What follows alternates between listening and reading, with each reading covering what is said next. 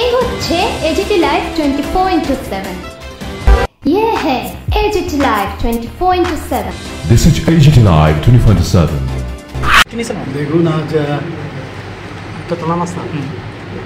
পশ্চিমবাংলার যিনি আধুনিক রূপকার ডক্টর বিধানচন্দ্র রায়ের জন্মদিন এবং মৃত্যুদিন,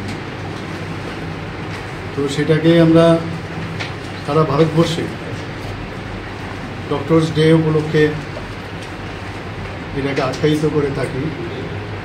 আমি অত্যন্ত খুশি যে আজকের দিনে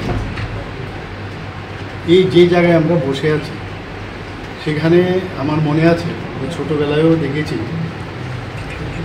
ডক্টর ফণীভূষণ দাস, ওনার বাড়ি ছিল এবং বাড়ির একটা পোর্শন উনি দান করেছেন, যে এই যে জায়গাটা সেটা যাতে হেলথের ডিপার্টমেন্টের বা হেলথের যেসব ব্যবস্থাপনা তার সুযোগ সাধারণ মানুষের জন্য নিতে পারে। আমি দেখতাম প্রায় এদিকে আমি পাস হতাম, কিন্তু এখানে দেখা গেল একটা ভাড়া দিয়ে একজন খুব নামি দামি এক ল্যাব বেসরকারি ওনাদেরকে দিয়েছে। আমি দেখতাম, কিন্তু আমার মনে হলো যে আমাদের যারা হেলথের যেসব কাউন্সিল আছে এক এক জায়গায় যেতে হয়, বিভিন্ন জায়গায় বিভিন্ন অফিসে ওদের প্রপার প্লেসমেন্ট ছিল না, অনেকের কাউন্সিলও ছিল না। কিন্তু আমি নিজে সহযোগী হয়ে আমি বললাম যে কিছু কিছু কাউন্সিল তো আমি নিজেও বানিয়েছি।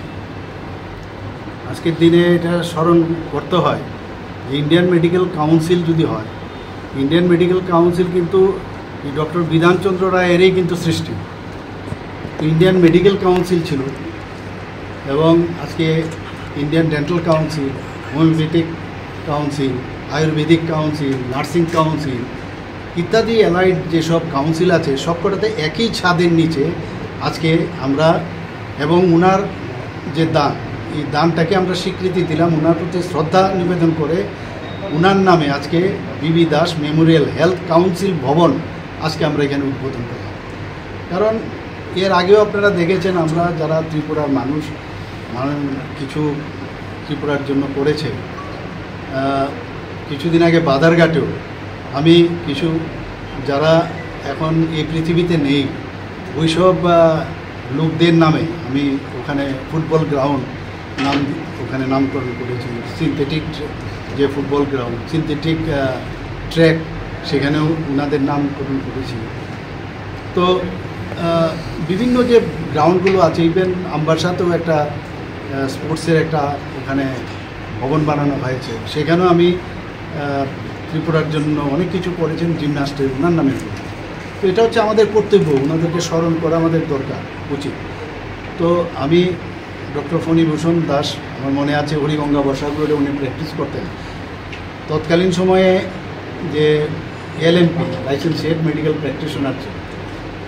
তো ওনাকে সেইভাবে সম্মান যথাযথ উনি দান করেছেন স্টেট গভর্নমেন্টকে, কিন্তু আগের গভর্নমেন্ট খালি এখানে একটা ব্যবসায়িক ব্যবস্থাপনা এখানে একটা ল্যাব তৈরি করেছে। তা আমার একটু চিন্তা ভাবনা ছিল ওনাকে প্রকৃতভাবে ওনাকে সম্মান দেওয়া।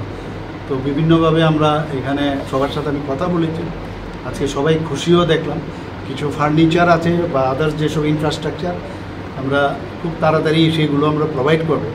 তো এমন একটা বিশেষ দিনে ডক্টরস ডেতে এটা আমরা, এবং ভারতবর্ষের মধ্যে একই ছাদের নিচে যে এতগুলো কাউন্সিল, হেলথের কাউন্সিল শুধুমাত্র ত্রিপুরাতেই হয়েছে, এটা বলার অপেক্ষা রাখি না। তো আমি আশা করি যে আজকের সুন্দর দিনে ওদের যাত্রাপথ সুগম হোক। সবাইকে happy doctors day. Happy doctors day.